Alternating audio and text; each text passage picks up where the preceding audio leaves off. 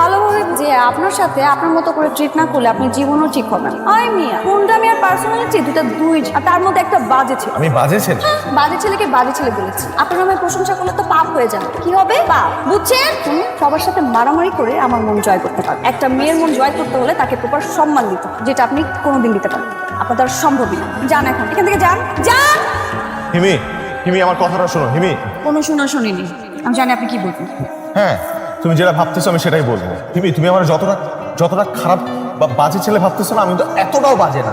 আচ্ছা কি মানে আমাদের মধ্যে কি কোনো কিছু হওয়ারই সুযোগ নাই? না, থাকবে কেন? আরে বাপ, আমার একটা চান্স দাও। হ্যাঁ আমি বাজে ছেলে মানলাম, আমি অনেক খারাপ কাজ করে বেড়াই, কিন্তু আমি যদি ভালো ছেলে হয়ে যাই তাহলে আমাকে ভালোবাসবা তুমি?